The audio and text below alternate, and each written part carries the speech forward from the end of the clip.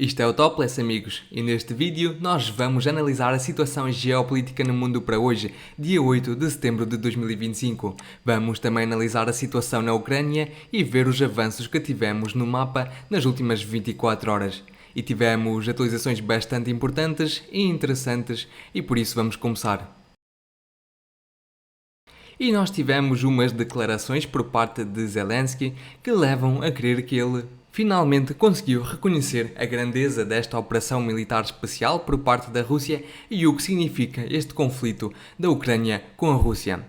E o que acontece é que ele, no início desta guerra, estava a referir que a Ucrânia estava a ganhar desde que ela conseguisse recuperar as suas fronteiras de 1991. Mas logo, passado algum tempo do início deste conflito, já quando a situação para a Ucrânia não estava assim tão boa, ele referiu que uma vitória para a Ucrânia é segurar a linha da frente. E agora, passado este tempo todo, passado estes anos todos, Zelensky referiu que agora a vitória para a Ucrânia significa preservar a independência desde que a Rússia não ocupe o território todo completamente da Ucrânia. Portanto, Zelensky está a admitir que, de facto, desde que a Rússia não ocupe o território todo ucraniano, já vai ser uma vitória para a Ucrânia e para os ucranianos. E é claro, não é por acaso que ele diz isto nesta altura, é que nós, durante o dia de ontem, tivemos um ataque pesadíssimo por parte das forças russas contra o território ucraniano, e eu vou relembrar, já tínhamos discutido no dia de ontem, mas a Rússia lançou um total de 818 mísseis e drones contra o território ucraniano. E dentro dos objetos atingidos pela Rússia, tivemos, aqui ao lado da cidade de Kiev, um incêndio registado numa estação térmica. Isto significa que o inverno para os ucranianos vai ser complicado, porque a Rússia já começou agora, nesta altura, a atacar os objetos energéticos e, portanto, mais um inverno aproxima-se e Zelensky já reconheceu que, de facto, este inverno vai ser complicado. Além disso, tivemos ainda outro ataque efetuado contra uma ponte aqui na direção de Kremenchuk, na cidade de Kremenchuk, e eu discuti esta situação durante o dia de ontem, no vídeo de ontem, por isso, por favor, vejam o vídeo, e os russos atacaram esta ponte que se situa precisamente nesta região do mapa aqui. E vamos voltar a ver este vídeo do ataque com drones russos do tipo Geran. Mas o facto é que a ponte não ficou destruída, ficou apenas ligeiramente danificada, porque para destruir uma ponte são necessários bastantes recursos, são necessários bastantes ataques, bastantes drones e bastantes mísseis ou bombas, mas o que acontece é que isto já deu para tornar esta ponte inutilizável. E nós temos aqui do outro lado desta cidade outra ponte que liga a porção norte à porção sul desta região e já tivemos aqui um engarrafamento enorme registado. Temos aqui veículos civis que já estão com uma fila enorme para atravessar aquela ponte. Então e agora imaginem quando teremos aqui veículos civis, mas também veículos militares que os ucranianos usam para suprir as suas tropas ao longo de toda a linha da frente. Portanto, o ataque de ontem da Rússia foi um sério aviso aos ucranianos e um sério ataque à própria logística dos ucranianos. Portanto, os ucranianos agora vão estar com a logística bastante enfraquecida em toda a linha da frente por causa precisamente da destruição desta ponte. E eu vou relembrar que nesta cidade de Kremenchuk localiza-se a maior refinaria de petróleo e depósito de petróleo da Ucrânia, que fica precisamente nesta zona. Portanto, nos próximos dias as forças ucranianas vão ter dificuldades em termos de combustível para os seus veículos. Vamos agora avançar à situação no mapa e discutir os avanços que tivemos e vamos começar pela direção de Zaporizhia, onde os russos prosseguem com a sua grande ofensiva nesta direção. E durante o dia de hoje, mais aqui perto da cidade de Pokrovsk, tivemos mais uns avanços para já não confirmados por parte dos russos. Tivemos várias fontes, incluindo fontes neutras, a confirmar estes avanços por parte da Rússia. Contudo, para já não vamos ajustar o mapa porque não tivemos provas visuais disso, mas os russos estão a apresentar aqui uma dinâmica bastante interessante. Vamos recuar alguns dias atrás para nós vermos como o mapa se estava a desenvolver nos últimos dias. E vamos aqui para o dia 3 de setembro, quando os russos, por volta desta altura, começaram a avançar mais e mais para dentro do território ucraniano. E já no dia 4 de setembro tivemos as primeiras localizações das forças russas ali na aldeia de Novoselivka.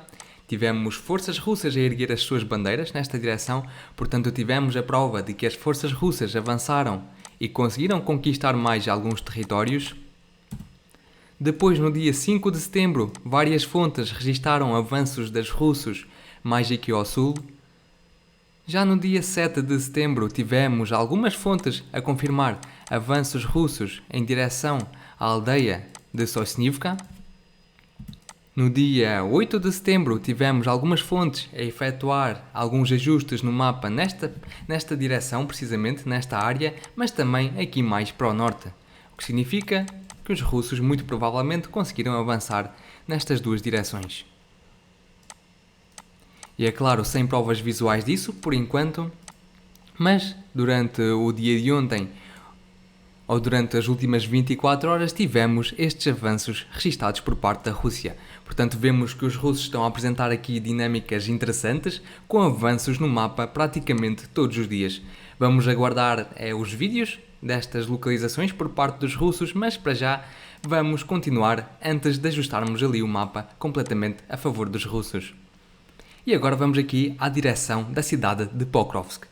E se na direção de Zaporizhia quem está com a iniciativa nas mãos são os próprios russos, nesta direção já são as próprias forças ucranianas que estão com a iniciativa nas mãos. E tivemos algumas fontes pró-ucranianas, atenção a isto, fontes pró-ucranianas a referir que as forças ucranianas tiveram sucesso em contra-ataques registados aqui na aldeia de Volodymyrivka e que de facto os ucranianos continuam a pressionar as forças russas pelo oeste, também aqui mais pelo sul, aqui na aldeia de Rodyansky, mas também, por onde eu já referi, aqui pelo norte. Para já não temos provas visuais disso e apenas são fontes pró-ucranianas que referem estes avanços por parte da Rússia, mas o que nós sabemos é que de facto os ucranianos trouxeram para este flanco, que a Rússia conseguiu desenvolver nas últimas semanas, bastantes forças, bastantes tropas. E a verdade é que para isso, os ucranianos tiveram de acumular uma série de equipamentos e de forças ao longo de toda esta frente de combate aqui que eu desenhei.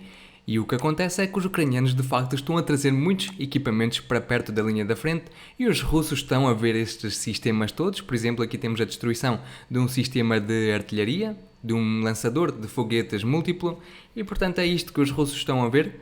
E quando vêm algum equipamento ucraniano, atacam-no com drones. Além disso, tivemos ataques registados aqui na cidade de Dobropilha, com bombas voadoras guiadas pesadas.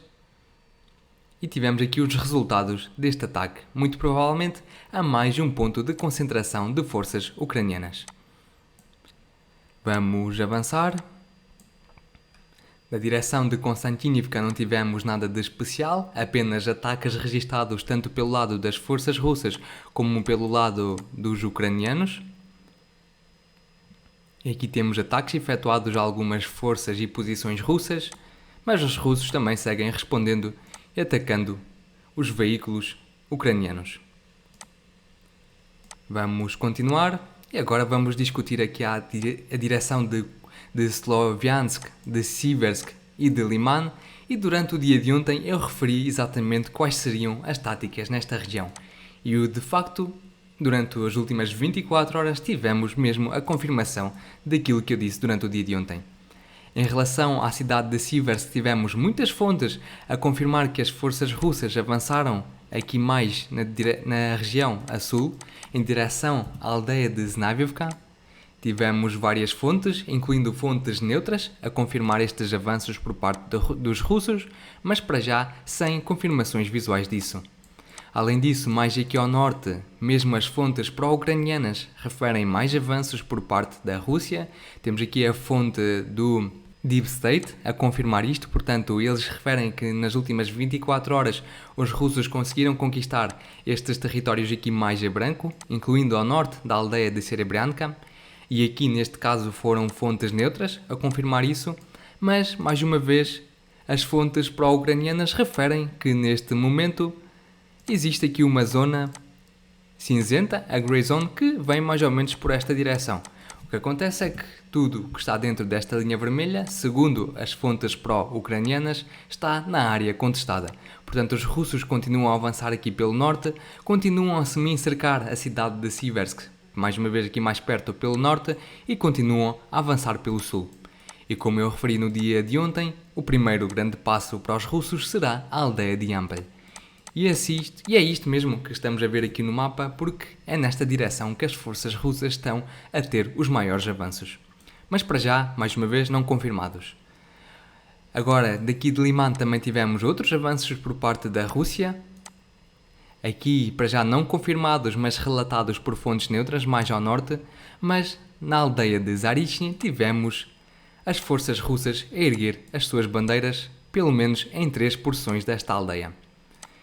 Primeiro os russos mostram como é que estiveram a atacar as forças ucranianas e as posições ucranianas nesta cidade, ou nesta aldeia, e em seguida eles avançaram com artilharia, fizeram alguns prisioneiros de guerra e depois no fim do vídeo nós podemos como alguns soldados russos estavam a erguer as suas bandeiras.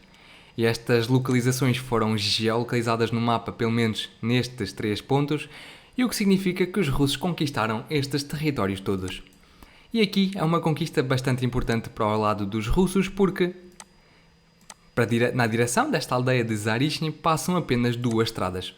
Uma estrada vem aqui pelo sul, que é uma estrada utilizada pelos ucranianos para suprir as suas forças nesta direção, e outra que vem aqui pelo norte. Exatamente nesta localização aqui. E o que acontece é que pelo sul os russos já conseguiram cortar esta estrada e pelo norte nós tivemos também algumas fontes a referir que os russos de facto conseguiram cortar a outra estrada que aqui passa. Isto significa que os ucranianos foram operacionalmente semi-cercados sem hipóteses de abandonar as suas posições sem perdas enormes, porque aqui o que nós temos são campos enormes, campos abertos, e a única rota de escape, de fuga por parte dos ucranianos é esta, e portanto os drones russos com certeza que vão estar a ver os movimentos todos por parte dos ucranianos, e os ucranianos por isso estão aqui em situações bastante difíceis.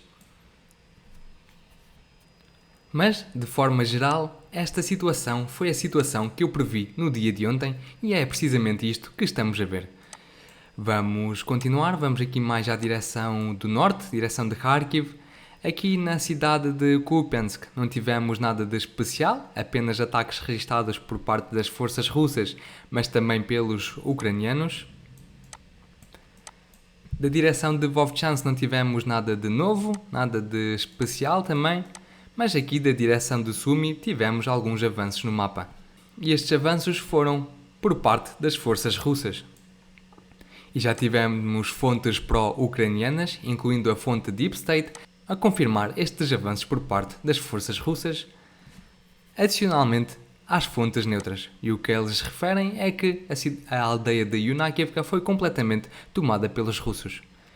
E nós podemos explicar estes avanços grandes por parte da Rússia aqui em Sumy, mas também aqui na região de Vovchansk nos últimos dias, aqui ao norte de Kharkiv, mais perto aqui da cidade de Kupiansk, mas também aqui em todo o triângulo entre as cidades de Liman, de Slavyansk e de Siversk, porque durante a ofensiva dos russos que decorreu algumas semanas atrás neste flanco, precisamente a norte de Pokrovsk, os ucranianos deslocaram para aqui muitas unidades, muitos equipamentos e bastantes tropas, e portanto as outras regiões da Ucrânia ficaram bastante enfraquecidas.